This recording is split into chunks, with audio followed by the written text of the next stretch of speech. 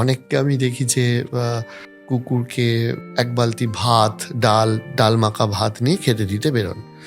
তো ওদের জন্য কি এই যে মাংস না খেয়ে ভাত খাওয়া, হ্যাঁ, এগুলো কি সত্যি ওদের জন্য হেলদি, নাকি হেলথের কোনো ক্ষতিও করে?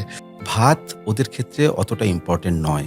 ডগ হচ্ছে কার্নিভোরাস, ওরা হচ্ছে মাংসাশী। যেরকম মানুষ হচ্ছে অমনিভোরাস, মানুষ হচ্ছে মাংস এবং সবজি দুটোকেই খেয়ে হজম করতে পারে, মানে ওদের ডাইজেস্টিভ সিস্টেমটা ওইভাবেই তৈরি। কিন্তু কুকুরের, ডগের বা ক্যাটের ক্ষেত্রে কিন্তু আমাদের বুঝতে হবে ওদের ডাইজেস্টিভ সিস্টেম ওইভাবে তৈরি যেটাতে প্রোটিন ওরা খুব ভালো ডাইজেস্ট করতে পারে। ওদের খাবারের কতটা ফুড ভ্যালু সেটা ক্যালকুলেট হয় প্রোটিন কনসেন্ট্রেশনের উপরে। সেজন্য বিভিন্ন ডগ ফুডের দাম নির্ভর করে যে কতটা প্রোটিন আছে তার উপর নির্ভর করে। এবার আমরা কি করি, অনেক সময় কি হয়, ভাত আর মাংস, কিছুটা কার্বোহাইড্রেট দেওয়া যেতেই পারে, তবে আমরা ডাল বা যে কোনো সবজি আমরা খুব একটা প্রেফার করি না।